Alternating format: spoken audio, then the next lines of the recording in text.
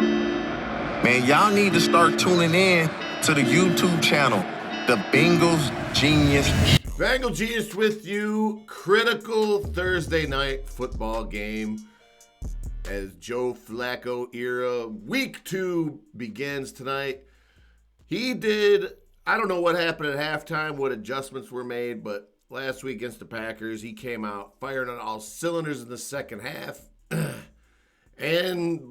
But the defense couldn't stop nothing, and it was just kind of the offense stunk in the first half, the defense stunk in the second half. There's definitely a feeling of panic, or no, I would say urgency this season with the team. You can tell, I don't know if Zach Taylor's on the hot seat. It's possible.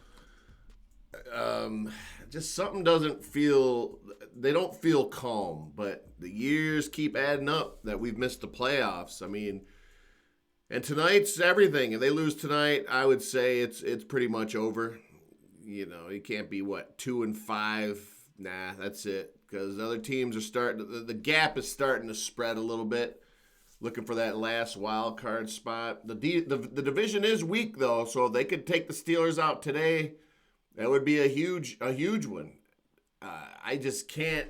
I got to do more research on this toe surgery for Joe Burrow, because if you get a ligament repaired, can you really return that season? I'm thinking if you had to do the cutting, the running, all the things you need to do as a football player on turf, especially all this field turf and stuff, would Joe Burrow be able to come back anyway? But I at least want to pretend so we can have a little bit of a season, because 3 straight seasons and no playoffs, and I just don't like it. I like the fact that Al Golden is getting more turnovers out of the defense. Logan Wilson was benched. He's really fell off from his productive years. It just seems the defense is just in shambles, and every time I watch it, it is painful seeing the lack of production from first-round picks. Cam Taylor-Britt, I don't know what's going on there. He gets benched all the time, and sometimes I see him make some really amazing plays, though, but I guess it's a question of consistency.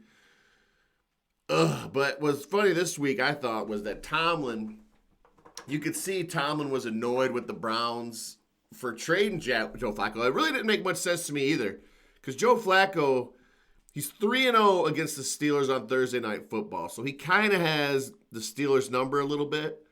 And you could see last week he was like, ooh, I never had a receiver like Chase. Jamar Chase is another level of wide receiver. And he really is the best receiver I've ever seen in Cincinnati. That's really saying something when you think of A.J. Green, Chad, T.J., Collinsworth. I love Collinsworth when he was a player. But Isaac, Curtis, on and on it goes. But Jamar Chase, he's so good. And but you're going to do so much, man. So hopefully if the Bengals can come out, it's a whiteout tonight. It's an obvious must-win for Cincinnati. 3-4. I just want them to linger around for the possibility of Joe Burrow's return. So we're going to need some young players to get better and better quick. They are going to have to start improving on defense. Chris Jenkins has shown some flashing, which is nice. So that's a good pick there. That's a second rounder. We need more. Miles Murphy, I've seen him have a sack earlier this season. I'm not sure if Shamar Stewart's going to play tonight.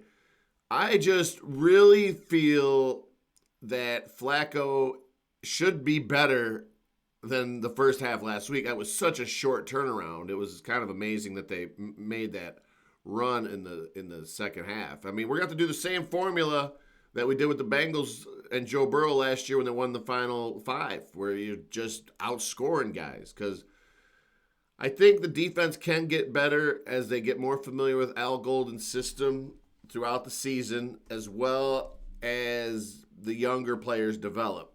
Will it be what they need to? Who knows? But, man, 3 straight non-playoff seasons after spending this much money on re-signing Joe, and it's just really putting us in an interesting spot. But all I know is this. After Zach Taylor, we have to get the offensive coordinator, Joe Brady, from Buffalo. He's a no-brainer.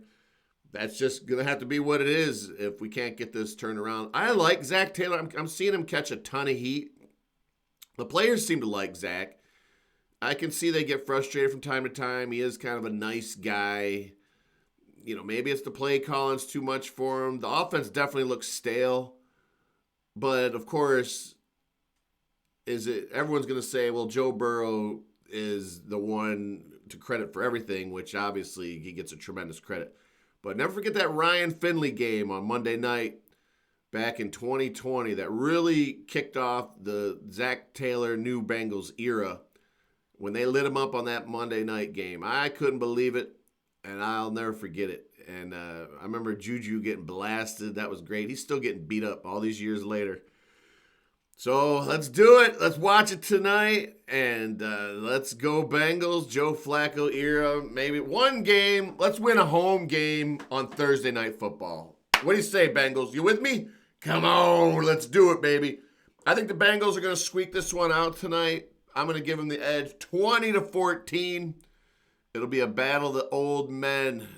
Let's see who got the Geritol this week, and let's get her done. All right, Joe Flacco, let's get it done, baby. Come on, Chase. All right, baby, be sure to subscribe. Man, y'all need to start tuning in to the YouTube channel, The Bengals Genius Show.